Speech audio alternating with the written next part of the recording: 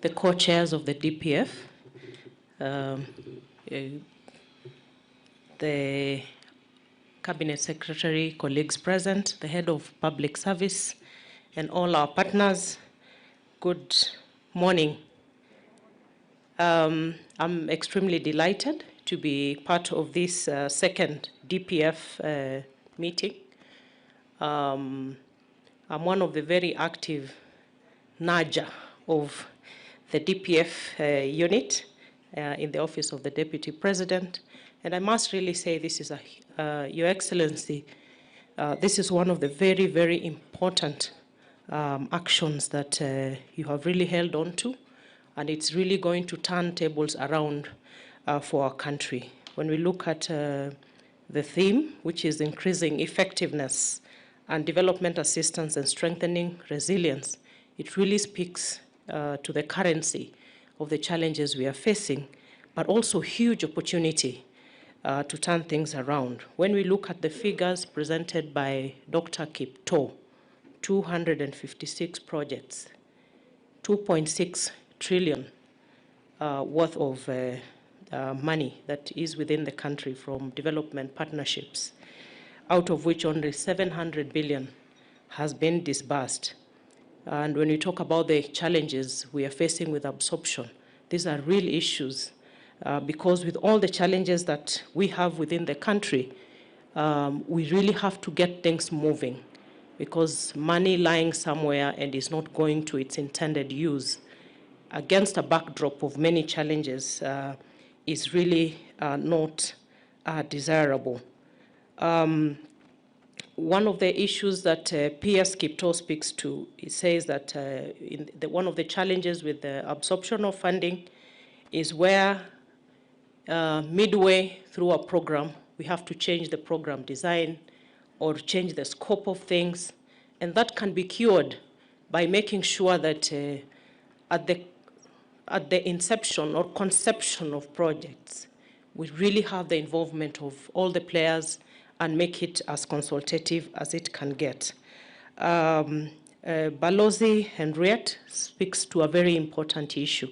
Instead of very ad hoc and disjointed unlocking and unblocking of things, streamlining is of critical importance. The question of coordination, standardization, really is what we need to go with. And I'm really happy to say that the many discussions I have personally held with our partners, David Gosney here knows the discussions we have had, Balozi Sebastian, UNDP, the World Bank, GIZ, who have really been supportive of our programs, really speaks to the need for us to speak to each other, have a very coordinated approach to things. And just to speak to one recommendation that has been made here, which is for all the projects to go through cabinet, it may not be feasible in the real sense of it because of the magnitude and the number of projects that we have to churn through cabinet. But what we are really saying is that the disjointed nature of how some of these projects are processed, they really become counterproductive and really undermine the impact that we need to see out of these projects.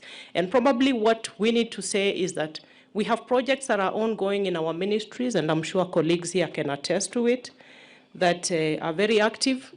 But the policy heads in the ministries, who are the cabinet ministers, have no idea of the projects going on. And I think that really is one of the challenges that we really have to streamline how we conceptualize, how these programs come on board to make sure that the siloing approach is really brought to an end. Siloing breeds a lot of darkness, opaqueness, and many other things.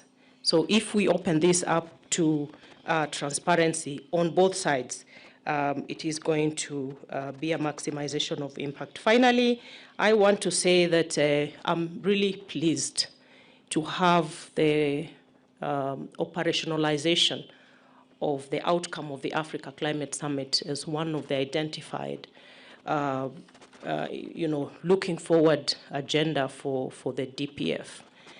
The Africa Climate Summit, by all standards, came out very successfully with the heavy support of all of you seated here. It is one that demonstrates how we can, hold together and deliver a very critical agenda, not just for Kenya, for Africa and the globe.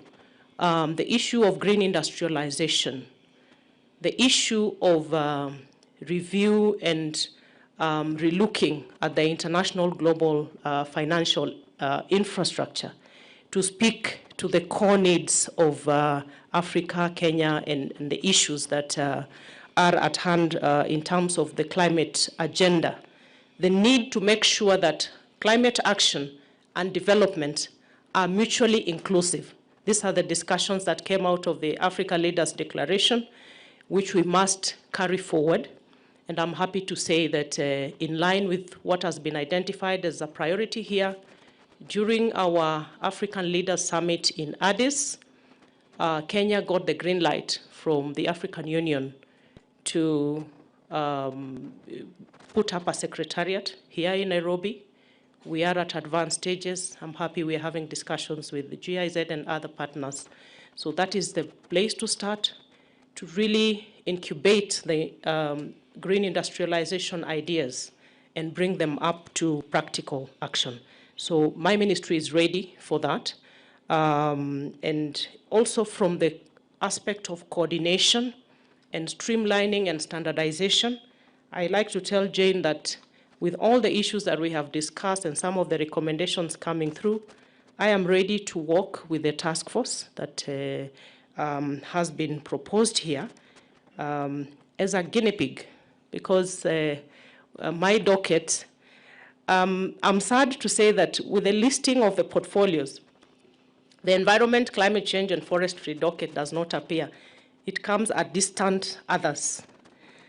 And I think with the issues that we are facing on the environment, climate change, and forestry and ecosystem restoration, I want to appeal to our partners that we really need to raise the profile of this docket so that we don't remain there in the others. We're actually not featuring anywhere.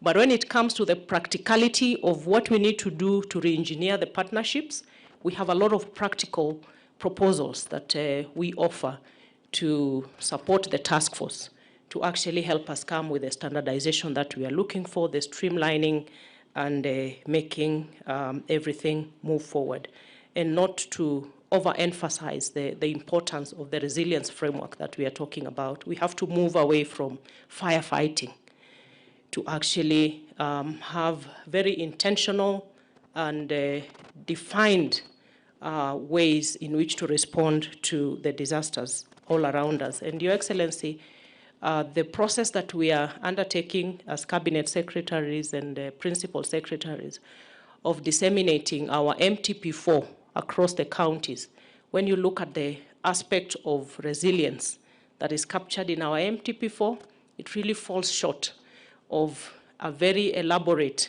view of what resilience interventions we need to see in this country. And I'm sure with this initiative through your office, we need to enrich our MTP4 and our strategies on disaster risk management. With those few remarks, I want to conclude and say asanteni.